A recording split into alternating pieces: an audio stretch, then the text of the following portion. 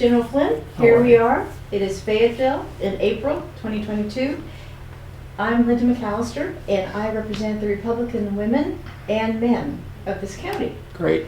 And it is such a privilege to have you here because so many of us have followed your stellar career in combat and in intelligence. And we've witnessed by news reports the legal nightmare that you have been through. Yeah, amazing. So you've got a lot of support here, and I so have wanted you to feel that love and support from all of us here. I feel it, and thank you so much for saying that. Because all of us have started our military careers at Ft.Bragg. Yeah. So, to go back to Ft.Bragg, do you have a special memory? Do you have a special anecdote from back in the early 80s when you were here in the 82nd Airborne? Yeah, I think that, I mean, I have so many great, I served here from the rank of second lieutenant all the way to brigadier general. So that kind of gives you the span of years and different jobs that I had here. So there's so many. I think that my favorite assignment ever was as a battalion commander in the 82nd Airborne Division. And I had a great 313th Intelligence Battalion. And just, I mean, you know, there's some folks here tonight that served with me in that unit. And we had so much fun. We were very competitive. We deployed everywhere. The Balkans were going on at that time. So we had a lot of people going in and out of the Balkans, quite a bit. Actually, we deployed guys to Central America. We deployed guys and gals to the Middle East.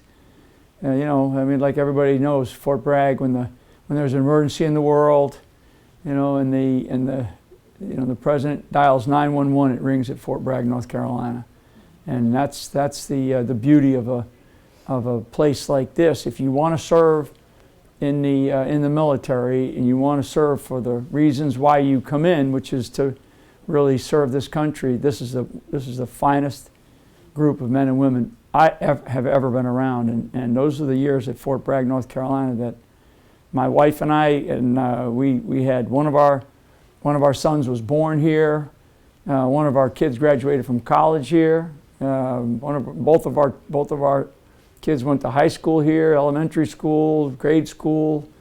You know, we lived in different, we lived over on Filial, we lived on Yadkin, we lived on a lot of military quarters, you know, so all kinds of stuff. I mean, so many great memories and so many great friendships. And those friendships remain till today. Many of them remain till today, particularly you know, my old master chiefs and first sergeants that I had, and sergeant majors in particular. One of my sergeant majors ended up, we met here. He was a E6 staff sergeant at the time, and then he became a sergeant first class for me at one other assignment that I was at outside of Ft.Bragg. And then he came back and he served with me as my sergeant major when I was in the 313th. And then he served with me over on the compound there in the special operations side of Ft.Bragg, and he's retired sergeant major now here at Ft.Bragg. So it's just, I could go on and on. I mean, so many great people. In your book, you reference the different generals that you have worked with and under, right, and you specify General Daniel McNeil. Yeah. Can you explain? Yeah, Dan McNeil. Yeah, Dan McNeil's great. From a little town of Warsaw. I'm not sure that Warsaw has probably grown much, you know, but it's down the road here. And Dan McNeil, I served with him and worked for him, I think, a total of 4 times in my career, both as a battalion commander, as the G2 of the 82nd, G2 of the Corps. I deployed with him to Afghanistan and worked for him there. And I mean, he is a terrific guy, terrific leader. He is, you know, born and bred North Carolinian. I mean, of course, and you know, has a really amazing career of his own, and was probably one of the best. In fact, I talk a little bit about him in that book because he's really one of the best and tough leader, but one of the most kindest guys that I've ever met. Just a very kind person, kind soul, and loved soldiers, loved being around soldiers, and you could tell. And there was rarely a moment when Dan McNeil wasn't either out in the field at one of our ranges or running PT, with the units up and down Ardennes, right? Ardennes, and Ardennes has changed a lot, obviously, because they did all the base improvements here over the last 10, 15 years or so.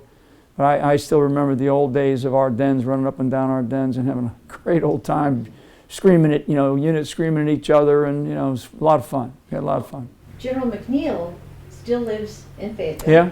And he sends his regrets. He wasn't able to come today Mm-hmm. because of an out-of-town obligation. Sure.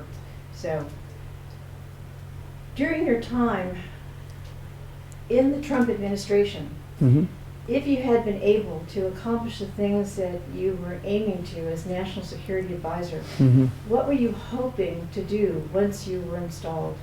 Yeah, one of the things I think was the reform of the intelligence community. That was a really big issue and a big effort that we had discussed and contemplated, and I think that it never did happen. It should, it needs to. And the other was, I think, the culture of, so reform from the sense of organizational design and the functionalities, and also the professionalization of the intelligence community. And that's, under the purview of the National Security Advisor, all that sits, especially if the President of the United States gives you that authority.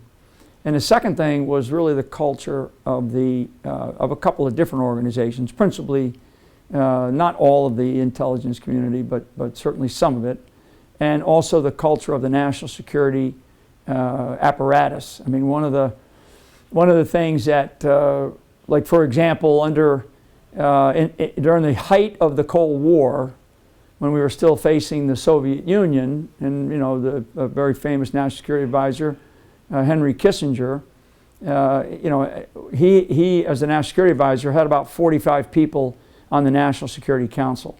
So here we have 500,000 troops over in Europe. We're facing nuclear war against Russia. Here we are again talking about it right in this day and age. And there was only 45 people on the National Security Council. When I took over as National Security Advisor, there was 400 people, actually over 400 people. And we were in a much different operational time. So my thing with the National Security Council was to also reform that and to reduce the size of it, and then you depend on the experts that you need when you need them. But you have a much more agile and frankly a much more loyal team of people that are the no-kidding experts in the government. And then when you need additional expertise, whether it's nuclear or whether it's chemical or whether it's diplomatic or whether it's whatever the issue is, economic, of course, then you reach out and you grab those types of people and you bring them in. And what they try to do over probably 2, maybe 3 presidencies is they allowed the National Security Council to grow way beyond what it was really. It was not able to serve the President of the United States the way they needed to serve it. And that's very clear, still clear. A lot of us have thought that had you been in office, Mm-hmm. you would have uncovered the whole surveillance of President Yeah, I mean, Trump, so the yeah, I mean, so really FISA warrant and all yeah, a that. lot of that's the other part is that the National Security Advisor, as one example, all FISA applications that were revealed as having been done illegally, all of those actually would have come across the National Security Advisor's desk. So yeah, I mean, that's why it was paramount, and we know this now from the evidence that has been revealed. It was paramount that they got me out of there as fast as they could, because that would have, when you think about it, for anybody that watches this, the historical shift, the change of history for this country was when I left that position, because we would have never had the Mueller investigation. Mueller investigation would not have occurred. And you think about that, because the Mueller investigation so disrupted not just Trump and his presidency, it disrupted the entire country. So that never would have happened. Would have never happened. I'm pretty certain about that. Knowing what I know about what did happen and how we got to it, and frankly, I was kind of the first target that they went after, and they had to do it quickly. And so people in the previous administration, to include President Obama and the guy that's sitting in the White House right now. So it's a very, very serious issue. It changed the course of United States history. I'll tell you, a lot of us were listening to Rush Limbaugh and Mark Levin, and for myself, I was hearing it in real time, what was happening. Right. We weren't hearing from you, but talk radio was getting the information out. Yeah, it was good. Those two, Rush and Mark Levin, became two good friends, and Mark Levin is still, obviously out there, and Rush, may he rest in peace, right? I mean, those two helped me from their platforms, helped myself and my family get through this. I mean, in a big way, because their audiences really came through to help us financially, particularly financially, to get through the incredible financial challenges that we faced. I mean, and without them, we'd have not been able to do it. And Mark Levin is still a good friend today. Rush Limbaugh became a friend, and I was able to speak with him before he died. And of course, I stay in touch with Mark Levin off and on. But they were terrific, and the country misses Rush. I mean, the left hates him, of course. Hated him, but he's one of the and again, another very kind soul, and just a great patriot and great American. And like Mark Levin, they really moved the needle forward for the nation, and particularly and specifically, significantly helped my family and I get through some really difficult years. Going to current events, what's happening right now in Ukraine. Yeah. Can you give us your solution to what is happening, your advice? Yeah, I mean, I think that there has to be a decision. Sadly, there's so much tragedy that happens during war, and there are people that are going to be, they're going to lose their lives over this, and as war unfolds, mistakes are made, and more tragedies occur, and there's not a discipline in these types of militaries that we have in our own military. So the Ukrainian military or the Ukrainian militia, certainly not the Russian military. We can see it in some of these horrible things that are happening on the battlefields there in eastern Ukraine. I would say, looking back, that it was a totally avoidable war. And this was totally avoidable. War only occurs when diplomacy fails. So now what? I actually am not for continuing to give more weapons and no-fly zones and ammunition to the Ukrainians. I just think that that's just like taking gasoline and pouring it over a gas fire that's already blazing. So you're just going to keep this war going. I would rather there be a decision made about the eastern provinces, essentially the eastern provinces. They call it the Donbass of Ukraine. A decision about their independence. I think that there should be a decision made about Crimea, and I think that there's some really good solutions for that. And I do think that there has to be a decision, and I think President Zelensky of Ukraine, has also, I've listened to him a couple times, and he's talked about, we won't push joining NATO, and I don't think that the Ukrainian government, they don't meet the conditions or the criteria for joining NATO or the European Union right now because of the incredible level of corruption in that country. So get this discussion of Ukraine joining NATO off the table, and I think that you could achieve peace, fairly quickly with a couple of other conditions. But I mean, if all we're doing by fueling this war with more weapons, more ammunition, is going to just keep the war going. And I just don't see a good end to that. I really see the potential for really major mistakes to be made, and somebody losing something that they don't want to lose, and maybe a NATO country getting struck, maybe something happening in Russia, and the next thing you know, you're at the gates with two nuclear nations, or two nuclear elements, right? Russia being one nation, and then of course NATO or the United States, right? So we just can't get to that point. And I think that the rhetoric that I hear, the people that I see talking on the various big media outlets, to include former retired generals and admirals and these think tank people, you know, they're describing all these movements of things in the Ukraine from a military perspective. But I actually, from my perspective, this is far more strategic, and it's far more deadly if we do not come up with a peaceful solution. And putting more weapons and military things into the fire is not moving us towards peace. That doesn't mean, I'm not, you know, with Putin, I mean, everything with what Putin is allowing, and I guess he just changed out one of his generals because he's consolidated under one other new leader, and I guess this guy's got a really bad reputation. So again, the indiscipline of these forces are going to cause us to have additional mistakes, and that's not what we want right now. You've mentioned too that this is an information war. Yeah. That both the Russians and the West are getting. Right. Propaganda. Well, everybody knows the word propaganda, right? And we learn over the last few years this term fake news, right? So the discernment that people need to have when it comes to what they believe, it's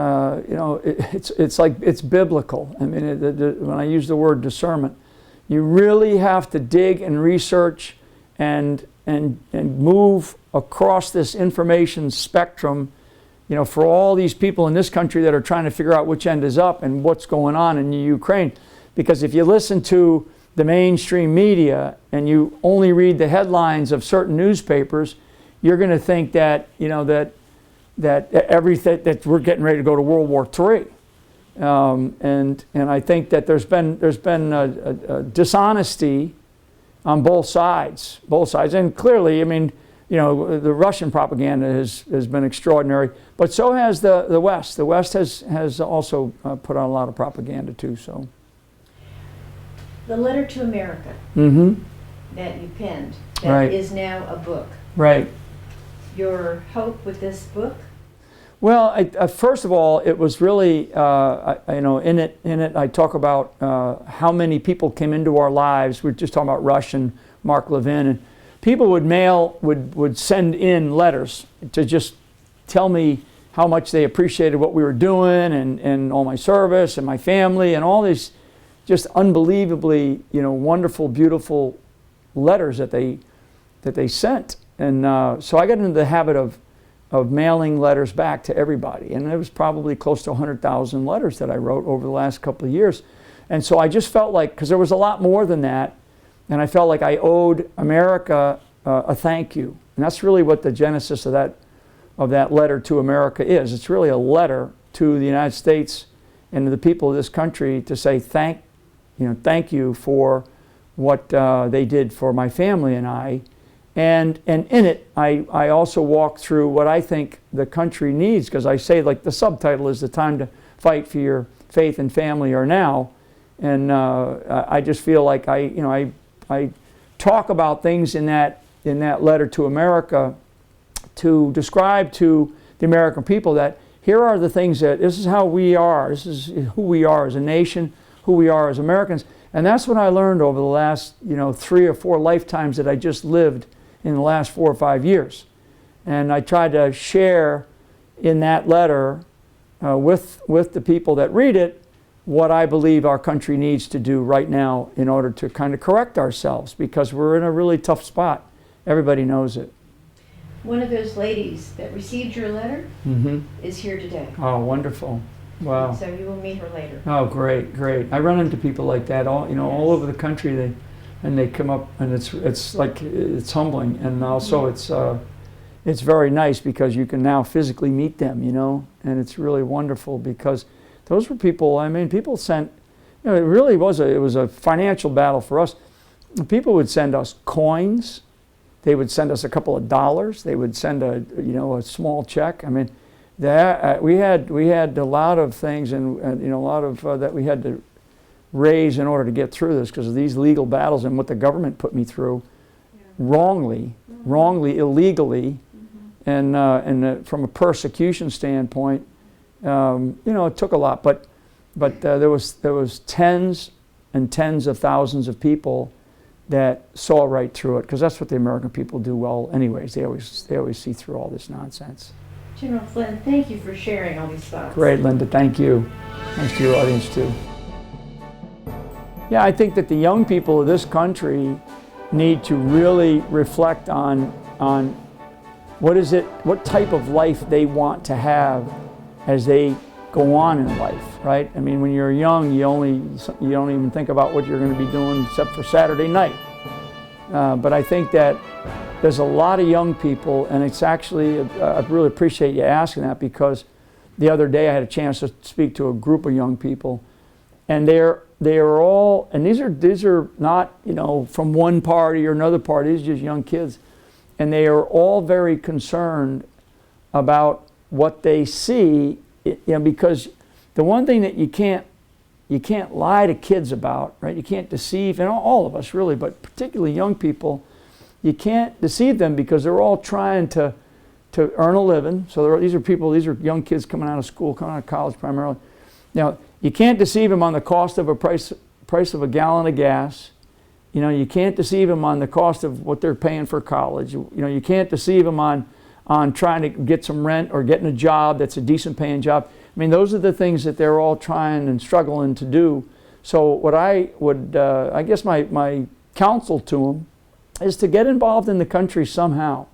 Whether it's considering joining the armed forces for a little bit and Army, Navy, Air Force, Marines, whatever, or serving somehow in their communities, right? Not just politically, but also in other ways too. Step up and serve this country. And I think that the reward is really in how they will feel about themselves, not so much what they actually do.